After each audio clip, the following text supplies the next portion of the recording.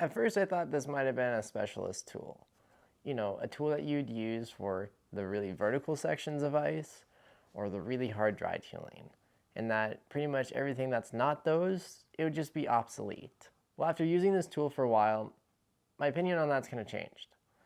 You know, in a previous video of my first impressions of the Petzl Ergonomic, I was already starting to change my opinion on this tool.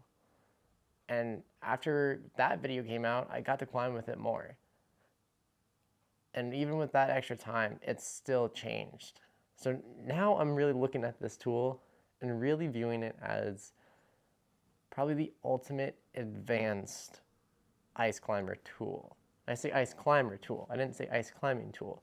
I said that for the reason of that this is a tool that rewards a person who is reading the ice and is using more advanced techniques while ice climbing.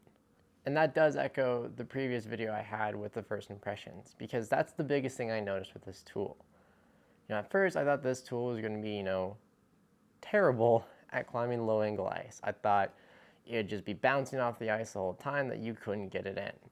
Well, to my surprise, it actually goes in low angle ice pretty good. Actually really good if you know where to swing. And of course, with this tool, if you swing in the wrong place, it's going to punish you for it. And by punishment, I mean the ice just fractures underneath. It's just a given. You know, maybe that's a better strength of the Nomic, is that the Nomic you can kind of swing anywhere. You know, it's that tool that even on the worst, kind of shield ice, if you swing that Nomic, it's going to go in. Whereas the Ergonomic really does, it has to be in a certain spot in the ice, where the ice is concave, there's a small little spot. It really forces you to look for those spots and to climb a little bit more efficiently because you are reading the ice a little bit more. And that's actually really why I like this tool now. I've been climbing for, I think this is my 4th season of ice climbing, and for like 3 of those seasons I've used the Petzl Nomics. And the Petzl Ergonomic is really becoming my #1 tool. And I didn't think that was going to happen. Like I said at the beginning of the video, I really thought this was going to be a situational tool, and it really isn't for me. I actually really like this tool. A big problem I have while ice climbing, and I don't know if other people have it too, is that my wrist kind of has problems. And what I mean by that is I noticed that even when I was doing a lot of training for ice climbing and dry tooling, is that the Petzl Nomics put like a weird pressure on my wrist that can kind of make my grip strength just go away. It's happened to me before on climbs, and it's happened to me on lead. And I'm not a huge fan of that, because when that happens, I just get desperate. And a lot of times when the tool's in the ice, I just have to put my arm around. And I don't like doing that.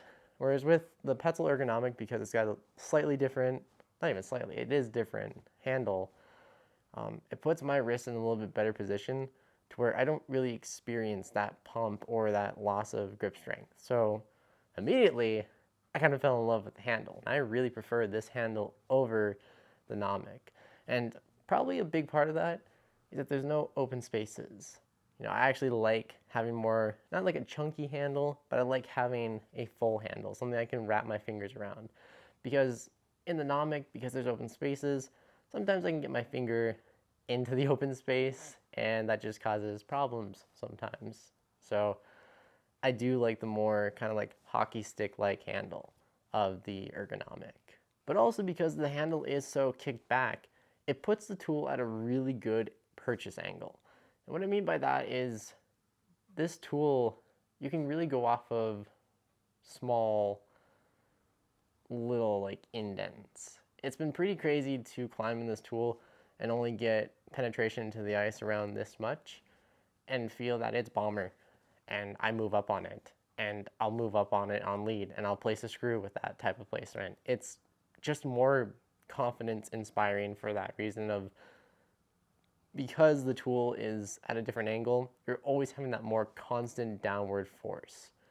And that is something that's pretty noticeable about this tool versus the Nomic. Sometimes with the Nomic, if you work up on your tool a little bit higher, especially if you move your feet a little bit higher, you can start changing the angle of pull, With ice climbing, it's super important to keep a downward pull because it keeps the pick weighted.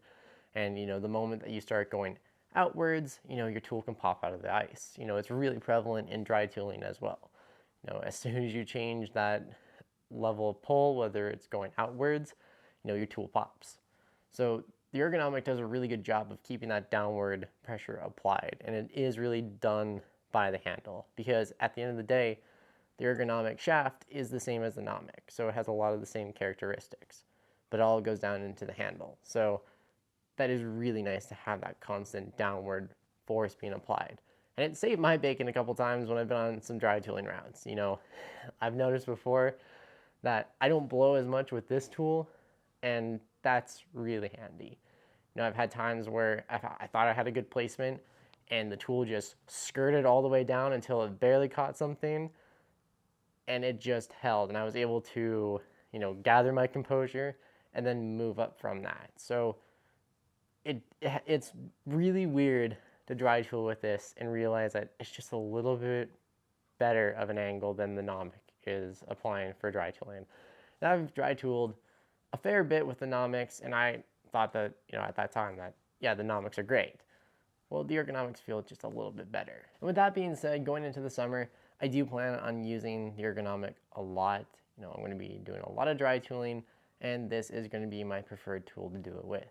I definitely think this is the better tool on the market to dry tool, and it makes sense why Petzl hasn't really changed this at all.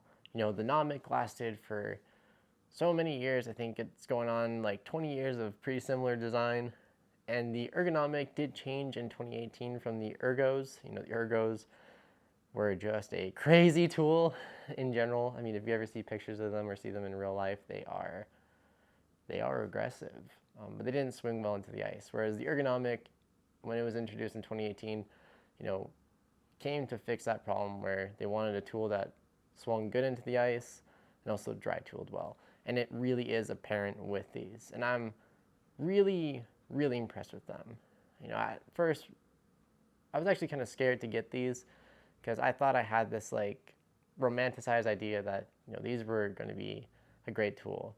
And then I've been around some people who have climbed with them, and they didn't always speak highly of it. They said that it was great for some things and not great for other things. So that kind of got into my head. But really, after using them and just knowing that basic thing of they reward a climber who's a little bit more advanced and knows what they're looking for, with that being in mind, these climb really good. And it's why these are becoming, and these are my main tool going forward. I just like them for what they do. I love the handle. I love how they swing. I'm getting a really good swing with them now, where it's like a one swing stick. Ugh. But yeah, they become a really great tool for me to use, and I can't wait to keep on using them and just to get to know them more and be able to climb some really cool routes with them.